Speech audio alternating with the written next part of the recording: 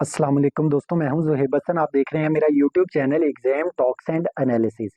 तो दोस्तों, आज हम डॉन न्यूज़पेपर का एडिटोरियल का जो हमारे टॉपिक्स हैं उसको कवर करने जा रहे हैं, जो कि हमारा 24 जुलाई 2025 के हैं। देखते हैं कि इसके अंदर हमारे पास आर्टिकल कौन कौन से हैं, और फिर हम उसको प्रॉपर उसका एनालिसिस करेंगे, देखेंगे राइटर क्या आपको बता रहा है, मतलब पूरा टॉपिक इंशाल्लाह आपके प्रिपेयर होंगे। सो पहला एडिटोरियल का हमारा टॉपिक है जस्टिस आर स्पेक्टिकल। अब इसके अंदर देखते हैं कि क्या यानी कि राइटर बताना चाह रहा है। इस टॉपिक का मतलब क्या है कि क्या रियल में जस्टिस दिया गया है या जस्ट ये एक शो ही था। देखते हैं कि ये किस चीज़ के बारे में आर्टिकल है।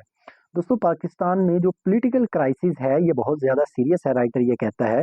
ट्यूसडे को, जो कि हमारा 23 जुलाई 2025 बनता है, टू एंटी टेररिज्म कोर्ट्स जो हैं उसने लॉन्ग जेल सेंटेंस यानी कि जो 9 मई के केसेस पे कुछ लोगों को सजा दी है, और जिसमें कई ज़्यादा पॉलिटिकल लीडर्स और वर्कर्स भी शामिल हैं।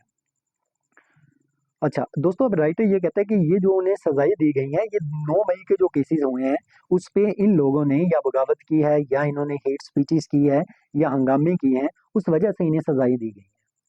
सो अब इसको टॉपिक को जरा डिटेल से डिस्कस करते हैं। सबसे पहले देखते हैं, ये पूरा फॉर एग्जाम्पल आपका टॉपिक कवर होगा। आप देखिएगा, पहले मैंने लिखा है कि 9 मई को बेसिकली हुआ क्या था, जो यानी कि सजाएं दी गई हैं। 9 मई को तो होता क्या है दोस्तों कि जब इमरान खान को गिरफ्तार कर लिया जाता है, उसके बाद आपको पता है कि बहुत ज़्यादा लोग सड़कों पे निकल आते हैं, प्रोटेस्ट होता है। तो उनमें से कुछ प्रोटेस्टर्स ऐसे होते हैं कि वो जाके पब्लिक प्रॉपर्टी को और या आर्मी की जो हमारे पास प्रॉपर्टी है उसको नुकसान पहुंचाना शुरू कर देते हैं, और रियासत के खिलाफ स्पीचेस देनी शुरू कर देते हैं। ये जो पॉलिटिकल वर्कर्स हैं इन्हें फिर अरेस्ट कर लिया जाता है और इन्हें जेल में डाल दिया जाता है। अब ये जो एंटी टेररिज्म कोर्ट्स का जो वर्डिक्ट्स आई है, इसमें लाहौर और सरगोदा की ये दो एंटी टेररिज्म कोर्ट्स हैं। इन्होंने बेसिकली कई लीडर्स को, जिन पे इल्ज़ाम था कि उन्होंने स्पीचेस किए हैं, उन्होंने हंगामे किए हैं, या फिर जो स्टेट की प्रॉपर्टी है उस पे अटैक किया है, इस पे इनको सज़ा सुनाई गई है, जिसमें 10-10 साल की भी सज़ाएँ सुनाई गई हैं। अच्छा, अब जो यानी कि क्रिटिक्स हैं वो ये कहते हैं, जो नाकदीन हैं, वो कहते हैं कि सज़ाएँ तो आपने सुना दी हैं, लेकिन अगर हम एविडेंस की बात करें तो कोई ख़ास किस्म का एविडेंस नहीं सामने आया। इवन कि जो विटनेस भी थे वो भी कोई सॉलिड किस्म के विटनेस नहीं थे, जिसकी बेस पे ये फैसला सुनाया गया है। सो राइटर अब ये पूछता है कि क्या ट्रायल जो था वो फेयर था या नहीं था। अब ट्रायल जो है दोस्तों वो सीक्रेट में चलाया गया। अदरवाइज क्या होता है कि जब आप ट्रायल चलाते हो तो आप यानी कि ऑन कैमरा चलाते हो, ताकि मीडिया आए, लोग जो आगे फैसले पे सुनना चाहते हैं वो जाके सुन सके, कवरेज हो सके उसकी। लेकिन ये जो फैसले सुनाए गए हैं ये इन कैमरा थे, यानी कि कोई ओपन यानी कि पब्लिक नहीं थे ये, मीडिया को जाने की इजाजत नहीं थी। तो कोई भी क्लियर प्रूफ भी मीडिया के साथ या लोगों के साथ शेयर नहीं किया गया कि इन लोगों के वाकई ही इन लोगों ने वो काम किया है जिसके खिलाफ इनको सजाएं दी जा रही है।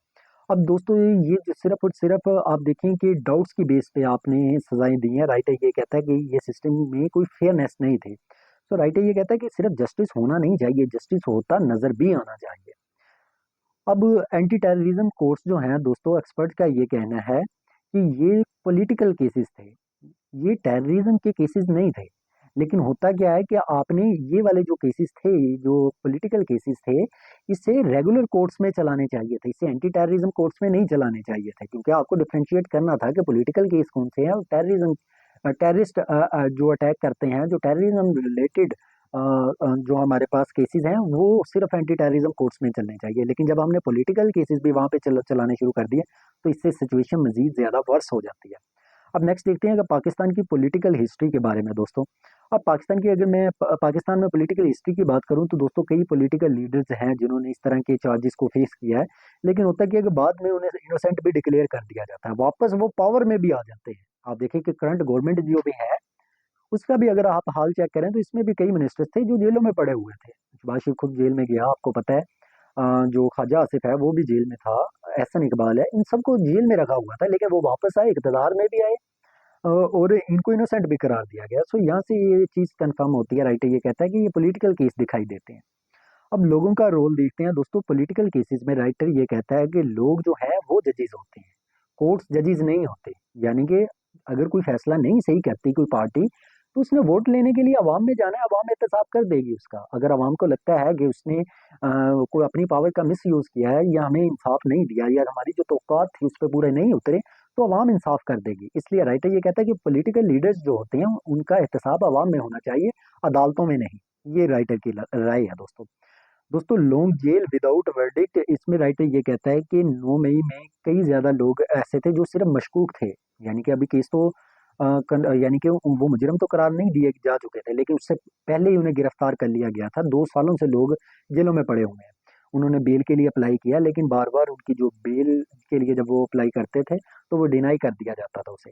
सुप्रीम कोर्ट ने आखिरकार की डेडलाइन दी है एंटी टेररिज्म कोर्ट्स को। पहले तो ये केस चलते जा रहे थे, लोग भी पड़े हुए थे जेलों में, अभी पता भी नहीं था कि वाकई में वो मुजरम है या नहीं, अभी तो सिर्फ इल्जाम था।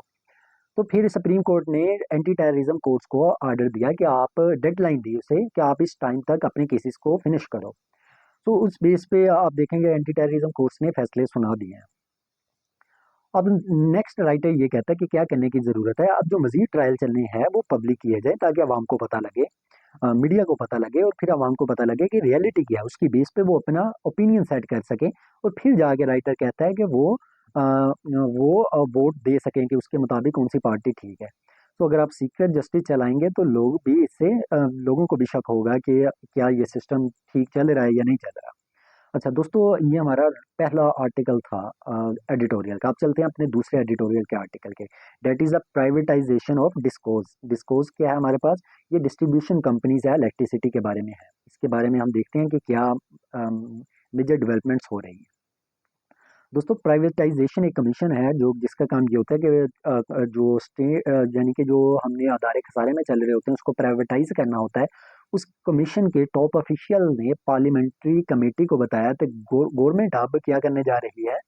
वो 10 जो हमारे पास इलेक्ट्रिसिटी की कंपनीज हैं उसमें से 3 ऐसी हैं जिसकी हाफ या 100% शेयर जो है वो बेचने जा रही है। यानी कि उसको हम आप कह सकते हैं कि उसको हम प्राइवेटाइज करने जा रहे हैं।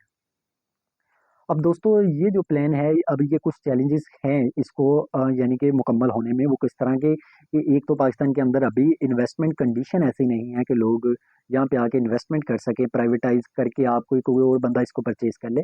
क्योंकि आपको पता है कि यहाँ पे टेररिस्ट अटैक्स बहुत ज़्यादा होते हैं, तो इस तरह के मसले मसाइल हैं। इसके अलावा पॉलिटिकल प्रोटेस्ट चलते हैं, फियर है यहाँ पर, जिसकी वजह से लोग ये समझते हैं कि शायद रूल ऑफ लॉ नहीं है या फिर पॉलिटिकल स्टेबिलिटी नहीं है। और इसके अलावा जो लोग काम कर रहे हैं, अगर आप उनको निकालोगे तो उनकी तरफ से भी क्राइसिस होगा, वो भी लोग सड़कों पर आएंगे। तो इस तरह के मसले मसाइल चल रहे हैं अगर आपने एक चीज़ को प्राइवेटाइज करना है। अब प्राइवेटाइजेशन का प्लान क्या है गवर्नमेंट का? गवर्नमेंट 3 कंपनीज ऐसी हैं दोस्तों जिसको प्राइवेटाइज करने का सोच रही है। कौन सी है?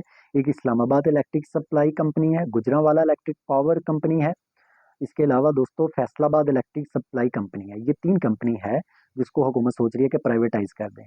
अभी ये जो तीनों कंपनी है इसकी फाइनेंशियल कंडीशन बेहतर है दूसरों से। फॉर एग्जाम्पल इनमें इतनी ज्यादा चोरी नहीं होती, इसका सिस्टम है दूसरों से ज्यादा बेहतर है।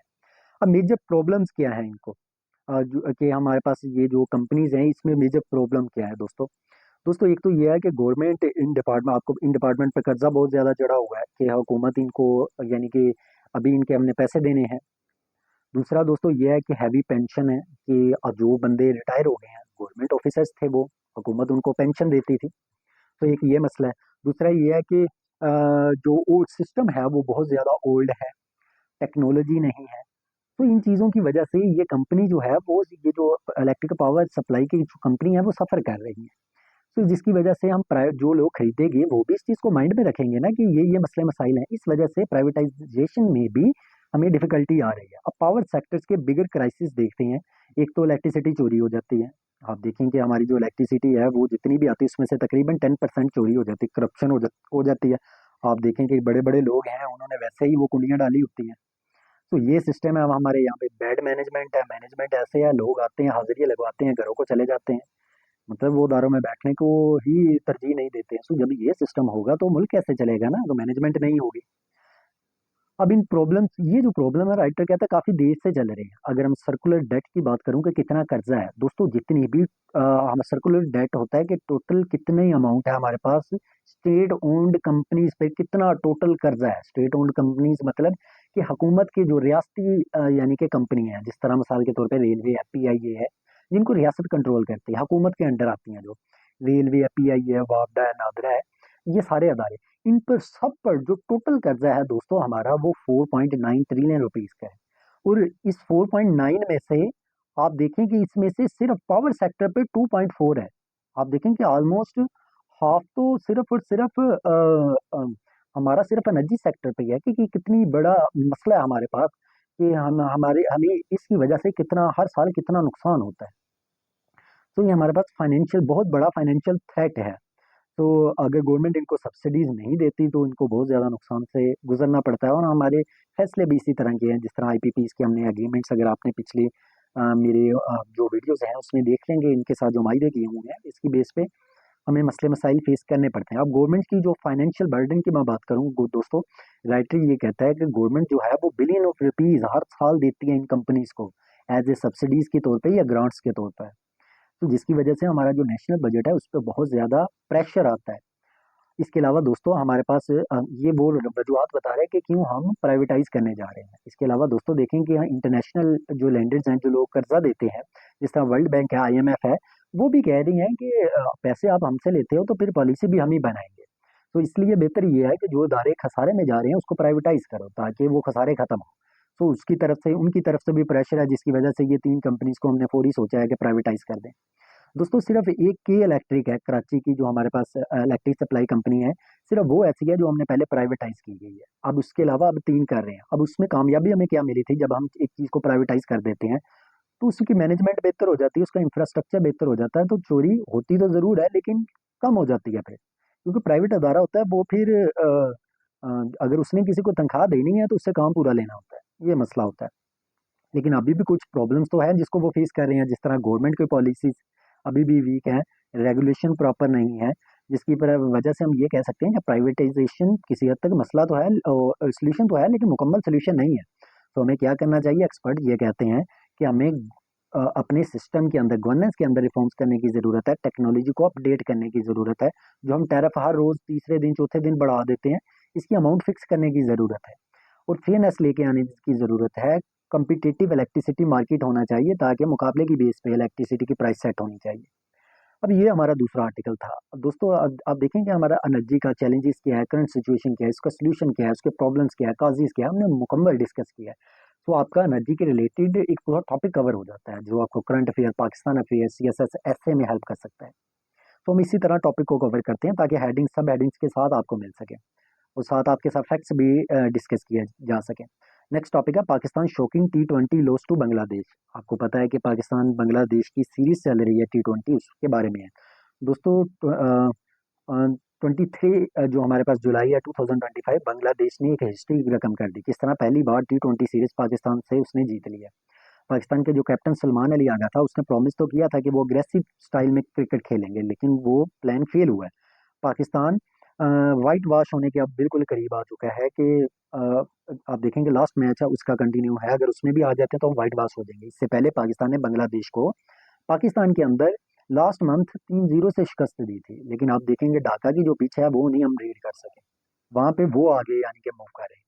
अच्छा, इसके अलावा दोस्तों अगर मैं देखूं कि पहला मैच जो हमारा हुआ था, टोटल 2 हो गए हैं, तीसरा भी कंटिन्यू हुआ। पाकिस्तान ने पहले मैच में 110 रन किए थे। हमारे 6 में से 5 तो जो है वो सिंगल डिजिट में ही रहे हैं, यानी कि डबल में जा ही नहीं सके, सारे आउट हो गए। तो बांग्लादेश ने बड़ी आसानी से यह टारगेट अचीव कर लिया। दूसरे मैच में 134 रन का हमें टारगेट मिला, पाकिस्तान के 30 पे 6 आउट हो गए। सिर्फ फहीम अशरफ जो वैसे ही ऑलराउंडर है, वो थोड़ी सी उसने हेल्प की है, जिसकी वजह से हमारा स्कोर 125 तक गया, मतलब इज्जत बच गई, हार फिर भी गए। अब मेन प्रॉब्लम क्या है कि हमारी जो टीम सिलेक्शन है वो नहीं अच्छी। राइटर कहता है कि हमने स्टार प्लेयर्स जो हमारे बाबर आजम, मोहम्मद रिजवान, इनको ड्रॉप कर दिया, और जो न्यू प्लेयर्स इनके बदले में हम लेके आए हैं, आप उनकी रिस्पॉन्सिबिलिटी देख लें कि हर बॉल पे आप बल्ला कैसे घुमा सकते हैं ना। एक एक बॉल होती है जिसको आपको रिस्पेक्ट देना होती है। एक बॉलर होता है जिसने अपनी जिंदगी जिंदगी का ना, जिसने अपने अपना एक नाम कमाया होता है, वो नाम उसने अपनी परफॉर्मेंस की वजह से कमाया होता है। ऐसा नहीं है कि आप उसको हर बॉल को उठा के बाहर भेज देंगे। वो पागल थोड़ा है कि उसकी वजह से उसका नाम बन गया। सो ऐसे नहीं होता है। ये क्या किया इन लोगों ने, 30 पे 6, मतलब हर बंदा आया है, उठा के बाहर भेज मारने की कोशिश की है कि भाई से ही पकड़ेंगे ये लोग। लेकिन हुआ क्या है कि वो फिर हुआ यही है कि 30 पे 6 आउट हो गए हैं, और बैट्समैन फिर ऐसे थे जो डबल डिजिट में भी नहीं जा सके। इसके अलावा दोस्तों एक तो ये रीज़न हो गया, दूसरा ये कि जो हमारा स्टाइल है, हमने सोचा है कि जो T20 है वो अग्रेसिव स्टाइल होना चाहिए, ठीक है। लेकिन राइटी ये कहता है सिर्फ अग्रेसिव स्टाइल नहीं होना चाहिए, इसके साथ-साथ आपने ये भी देखना है कि डिमांड क्या है। फॉर एग्ज़ाम्पल जी आपको टारगेट ही 100 का मिला है, अब अग्रेसिव खेलने की ज़रूरत नहीं है क्योंकि वो डिमांड नहीं है गेम की। आप देखेंगे कि गेम की डिमांड क्या है, जिसने 100 मारा है इसका मतलब वो पिच भी ऐसी थी कि वहाँ पे इतना ज़्यादा स्कोर बन भी नहीं सकता। तो आपने रिस्पॉन्सिबिलिटी वहाँ पे दिखानी है। सो ये रिस्पॉन्सिबिलिटी नहीं हमें नज़र आई। कोचिंग की अगर मैं स्ट्रैटेजी की बात करूँ तो दोस्तों हमारा जो कोच है वो माइक हैसन है, जो न्यू यानी कि हमारा कोच बना है सेकंड टाइम। इसने यानी कि जो नई अप्रोच लेके आया, सारे ऑलराउंडर खिला दिए हैं अल्लाह के हुक्म से। और जो हमारी टीम की प्लानिंग है, फ्लेक्सिबिलिटी है, वो बिल्कुल यानी कि ख़त्म ही नज़र आई है। तो अब स्ट्रैटेजी क्या होनी चाहिए, क्या सबक सीखना चाहिए? एक तो हमें ये कि हर पिच पे आप जाके अटैक नहीं कर सकते। पिच को आपको रिस्पेक्ट देनी होगी, बॉलर को रिस्पेक्ट देनी होगी, और आपको एक्सपीरियंस और न्यू प्लेयर्स दोनों का एक मिक्सचर खिलाना होगा। ऐसा नहीं होता कि सारे ही आप न्यू प्लेयर्स डाल दें, तो प्रेशर किसने बियर करना है? तीसरा ये कि जो कोच है उसको बताना चाहिए प्लेयर्स को कि पहले जाके आप पिच को रीड करें, फिर जाके आप प्ले करें। और आप देखें कि वर्ल्ड कप 2026 जो श्रीलंका में होना है, वहाँ पे भी इसी तरह की सिचुएशन होगी, कंडीशन होगी जिस तरह की ढाका में है। तो आपको इस चीज़ को देख के रीड करने की ज़रूरत है। दोस्तों ये हमारा आज का एडिटोरियल के तीनों आर्टिकल थे। दोस्तों ये आप लोगों के लिए इसलिए वीडियो बनाई जाती हैं कि आप देखें, अदरवाइज़ अगर आप ये लेक्चर रीड करना शुरू करें सॉरी एडिटोरियल के या ओपिनियन के, तो तकरीबन 2-3 घंटे आप लगाएँगे। फिर उसके बाद आप नोट डाउन करेंगे, फैक्ट्स निकालेंगे। आजकल तो स्मार्ट स्टडी के थ्रू तैयारी की जाती है। आपको जस्ट ये 15 मिनट की वीडियो सुन के आप अपना ये ओपिनियन यानी कि टॉपिक कवर कर लोगे। वो प्रॉपर उस पे एनालिसिस भी बिल्ड किया जाता है, वो स्किल भी आपके अंदर डेवलप होगी। तो वही टाइम आप बचा के दूसरे सब्जेक्ट की तरफ टाइम दे सकते हो, ताकि आपका टाइम भी बचा रहे और आप दूसरों को कम्पीट भी कर सको। क्योंकि मुकाबले का इम्तिहान आपको पता है। सो दोस्तों इसके अलावा हम ऑनलाइन एकेडमी भी रन कर रहे हैं। अगर कोई बच्चा ऑनलाइन बिल्कुल अफोर्डेबल फीस में कोई भी सीएसएस, पीएमएससी या पीपीएससी की तैयारी करना चाहता है, तो वो मेरे यूट्यूब चैनल से मेरा नंबर लेके वो मुझसे कॉन्टैक्ट भी कर सकता है। दोस्तों मेरी वीडियो पसंद आई तो सब्सक्राइब लाज़मी कीजिएगा। अल्लाह हाफ़िज़, अपना ख़्याल रखिएगा।